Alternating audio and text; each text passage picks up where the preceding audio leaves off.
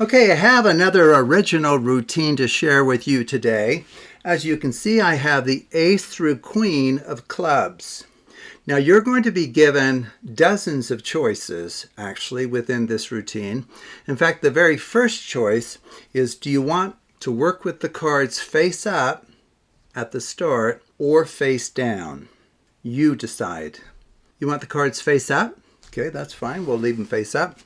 Now what I need you to do is randomly cut the cards anywhere you like and complete the cut. Okay, very good. And now what I'm going to do is just deal out the cards into two piles with random stacking actually decided by you. Okay, how would you like these stacked? Left on right or right on left on right? Okay.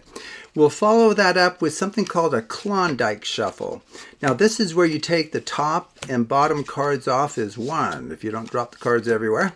Okay, very good.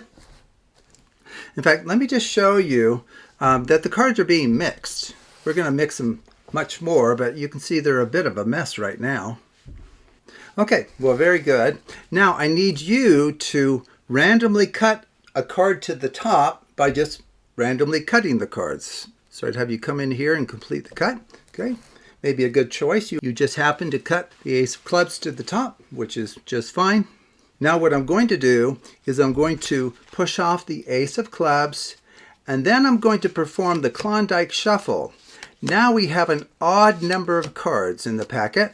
So with the Klondike shuffle, what that means is a single card is actually brought to the top.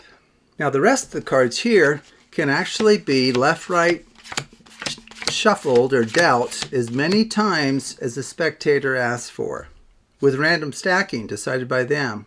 So you want left on right? Okay. So that is actually true. That's a note to you as a performer. You can do this many times as you like. Okay. Right on left. Maybe we'll just do it a third. Okay. You want left on right or right on left? Left on right. Okay. Very good. Now we're going to deal out the cards into two piles, but we won't stack them immediately.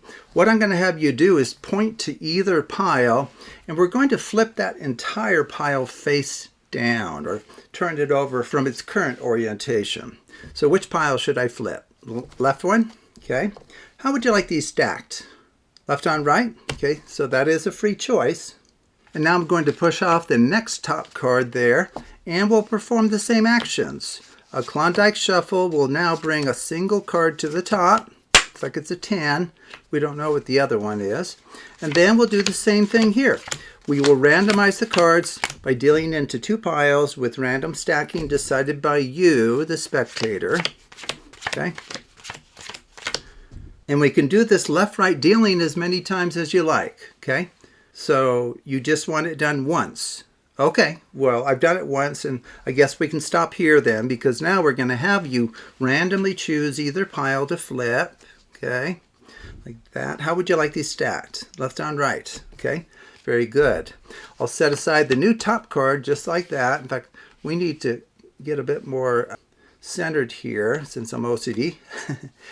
We're going to now Klondike a single unique card to the top, which is going to be paired with the card we just set on the table. Okay, do you remember what we do next? We always do the same thing.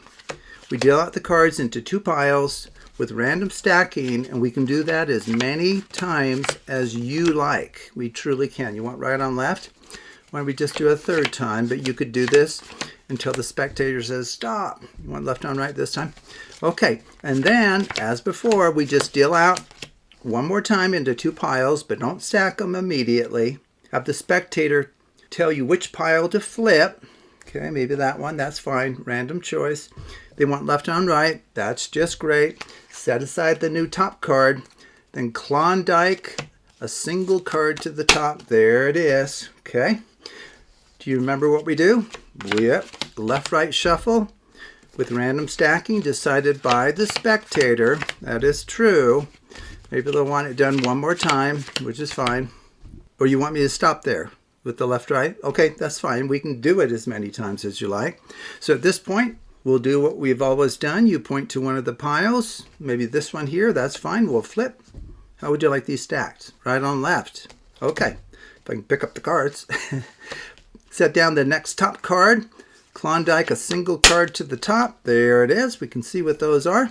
And then that leaves us with 2 cards at the very end. Okay, whoa. Just think about all of the choices that you made. Now, of course, you may have noticed off to the side, I have a piece of paper. And I want you to think about what in the world could anyone possibly know ahead of time about these pairs of cards. I mean, really give it some thought, okay? Okay, so what does our prediction say? 2, 4, 6, 8. Who do we appreciate? What? Oh, there you go. What the heck? I don't know. 8, 10, 12, 14, 16, and 18, of course. What is this talking about? 8, 10, 12, 14, 16, 18. How does any of that have anything to do with what we're looking at here with these pairs of cards? Oh, wait. So the first number on the list was 8. There's an 8, right? Doesn't ace count as a 1? Hey, let's just look at these. See, Jack, which is 11 plus 5, 16. 3 and 9, 12. What's going on here? 4 and 10 is 14. 2 and 8, 10. What the heck?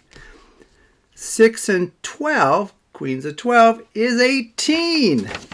8, 10, 12, 14, 16, and 18, of course. How could anyone have written this prediction ahead of time before all of the choices had been made by you, the spectator? There must be some kind of sleight of hand here, or some kind of shenanigans. Well, the fact is there is not. As shown, this will work for you every time. You will always be able to nail this prediction doing what I showed you from the start.